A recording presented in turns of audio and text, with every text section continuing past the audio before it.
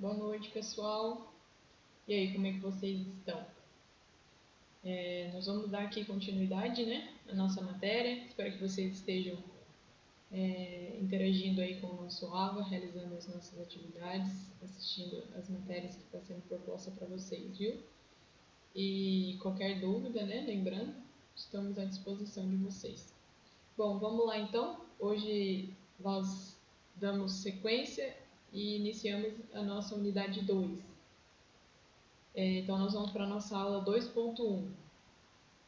Vamos continuar falando sobre o canteiro de obra, né? Mas agora nós vamos falar mais a fundo sobre a questão de projeto mesmo. Como que a gente desenvolve da melhor maneira possível esse layout nosso.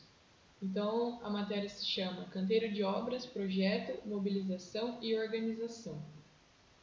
Então, ela diz: uma construção, independente do seu porte, é um processo extremamente dinâmico, sujeito a diversos ajustes no dimensionamento das equipes e nos equipamentos ao longo do tempo, conforme a etapa que está sendo executada. Então, pensando nisso, pensando em como essa obra é dinâmica, em como essa equipe é também dinâmica, né? Nós precisamos de um gestor de obra para dimensionar esse nosso canteiro, e para isso nós temos três situações principais. Para que a gente consiga iniciar esse nosso canteiro de obra, nós temos que tomar os seguintes cuidados no início. Então, no início da atividade, normalmente através de containers e ligações provisórias de água e energia. Então, a gente precisa sempre se atentar para esse nosso terreno, se ele possui já, né, ligação de água e energia. E aí, como uma etapa inicial, a gente precisa somente de um container para que a gente possa armazenar essas nossas ferramentas e talvez preparar o nosso escritório para que a gente consiga dar andamento nesse processo. Na próxima etapa, que é o ápice da obra, a gente já precisa ter esse canteiro, esse projeto de canteiro com uma infraestrutura mais organizada. Por quê, pessoal? Porque daí já começa a chegar os materiais de obra, né? Então, coisas em maior quantidade que já não tem como armazenar somente um container, né? Então, a gente já precisa estar com esse projeto bem correto, concluído, né? E ao final da construção, normalmente a gente utiliza os espaços já construídos mesmo, porque como a obra já começa a fazer parte, né, desse canteiro, ela já começa a ocupar esse nosso canteiro, a gente já não tem mais espaço no terreno destinado a esses fins. Então a gente já começa a usar já os meios de construção mesmo, para que a gente consiga dar continuidade à obra, né? Uma ferramenta, então, para facilitar e auxiliar, né, o gestor, é o diagrama de PERT. Ele trata de uma ferramenta em formato de rede para visualização da interdependência entre tarefas e a sequência para andamento e conclusão de um projeto, atividade ou serviço. Então aqui eles trazem um esqueminha aqui para a gente entender melhor como é que funciona esse diagrama. Então aqui, ó, eles circulam, acho que vocês conseguem enxergar, né, minha seta?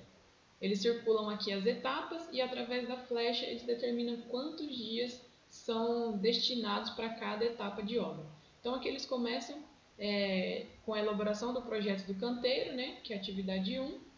Aí nós temos um prazo de 5 dias para que a gente consiga elaborar da melhor maneira possível, né, fazendo esse checklist todo inicial, para que a gente consiga desenvolver a próxima etapa, que é o levantamento, compra e entrega de material mobiliário para a montagem do canteiro. Então, a gente tem 5 dias para planejar e projetar esse nosso canteiro, para que 5 dias após a gente já comece a fazer a compra desse material para que a gente dê início à montagem desse nosso canteiro de obras.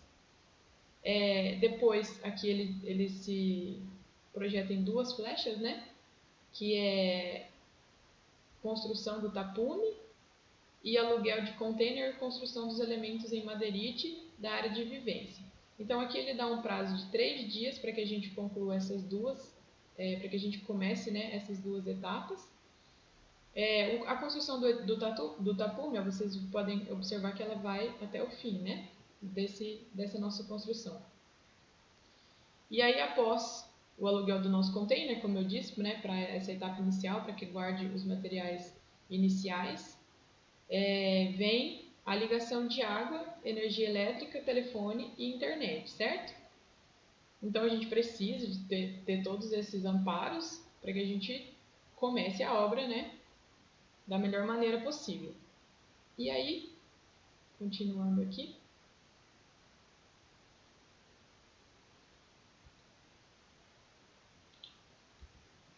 Opa, desculpa pessoal, deu uma travadinha aqui.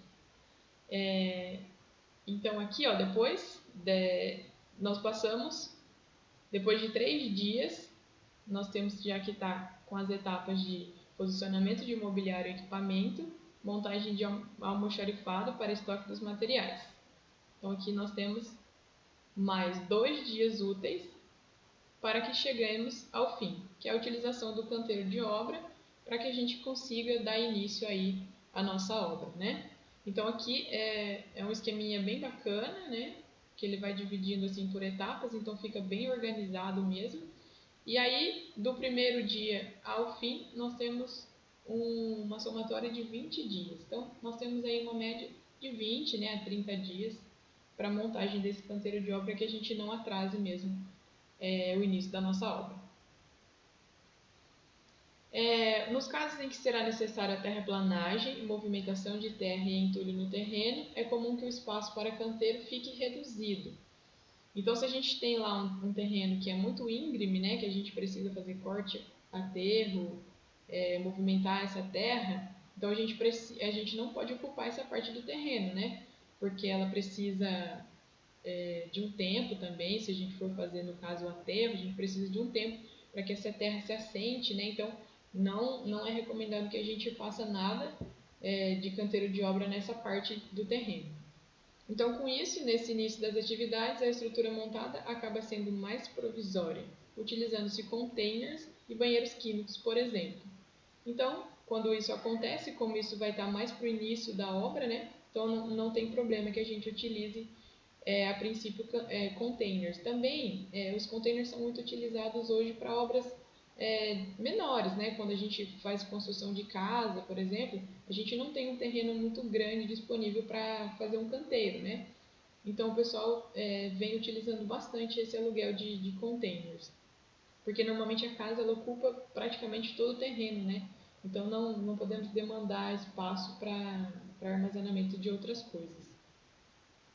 Então, para que a gente consiga ter esses containers, a gente precisa seguir a norma NR18, que fala sobre as condições e meio ambiente de trabalho na indústria da construção.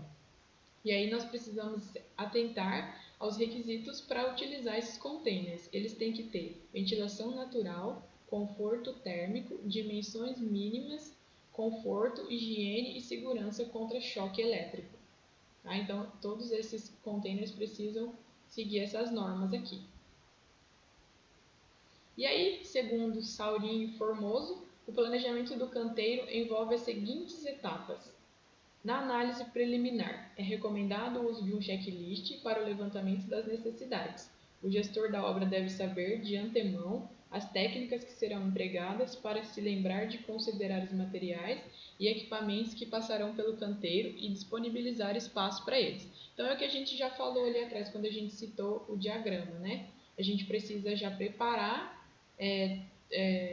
pensar como é que vai ser esse nosso canteiro de obra para que depois, quando a gente for realizar o projeto, já esteja tudo feito em levantamento. Então, por isso também que eles falam tanto sobre essa visita de obra, o quanto isso é importante, né? Você ir até o terreno, você conhecer o seu entorno, conhecer as vias, e para a gente conseguir entender como é que vai funcionar esse fluxo para a montagem do nosso canteiro de obra.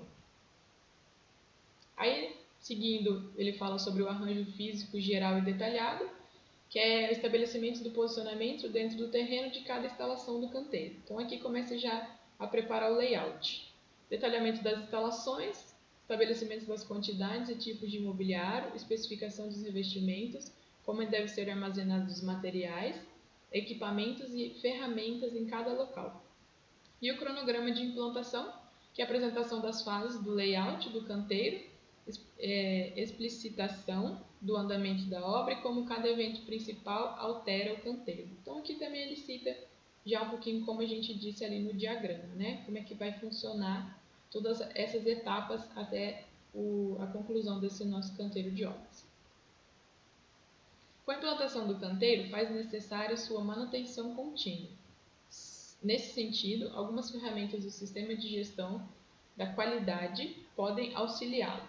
Então, nós temos aqui 5 sistemas de gestão, 3 sistemas de gestão para auxiliar nessa manutenção, né, desse canteiro de obra. Então, nós vamos citar todas elas, né? Então, temos a 5S, o PDCA e o 5W2H. Então, aqui eu peguei um esqueminha que está disponível para vocês também na web aula de vocês, para que ficasse mais fácil o entendimento. Então, essa metodologia 5S, ela traz a respeito sobre a ordem e a limpeza do local. Então, aqui ele traz alguns ícones autoexplicativo, né? Então, o senso de autodisciplina, que é conscientizar o indivíduo quanto aos seus deveres, senso de saúde, então a gente tem que manter sempre a higiene e as condições sanitárias do local, o senso de utilização, que é separar os materiais, equipamentos ou ferramentas, senso de ordenação, manter itens e espaços organizados e bem identificados, e o senso de limpeza, que é identificar as fontes de sujeira para agir sobre ela. Então, aqui ele separa em 5 esquemas principais para que a gente consiga manter a ordem desse nosso canteiro, né? Para que não vire aquela bagunça, para que não comece a misturar materiais, então para que mantenha um fluxo bem organizado. Já a metodologia PDCA, ela é descrita em inglês e aqui eles trazem para a gente a tradução. Então ela significa planejar, executar, controlar e agir. E aí aqui ele traz uma definição para cada uma delas. No quesito planejar, prever os processos e suas etapas. No executar, as etapas conforme o planejado. Então, nós planejamos as etapas para que a gente consiga executar ela da forma como foi planejado, né? Controlar seria medir e analisar os resultados, verificando se atenderam aos objetivos.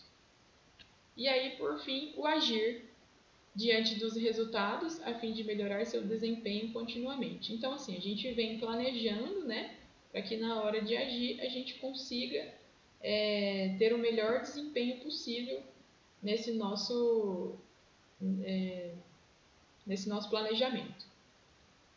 E aí, por fim, nós temos o 5W2H. Essa metodologia pode ser definida como um checklist para mapear as etapas de algumas atividades. A aplicação desse questionamento visa resolver as principais dúvidas ao se planejar um serviço. Então, aqui é uma metodologia que se divide em perguntas, né? Então, o que, por que, quem, como, quanto, quando e onde. Então, assim, a gente sempre levanta questionamento para que a gente consiga realizar, né, essas dúvidas, tirar essas dúvidas, para que o planejamento saia da melhor maneira possível. Bom, pessoal, essa é a aula de hoje. Eu vou trazer para vocês uma atividade proposta para que a gente possa realizar. Eu vou gravar uma outra aula para explicar essa atividade, para que fique melhor separadinho as coisas. Então, até a próxima, pessoal.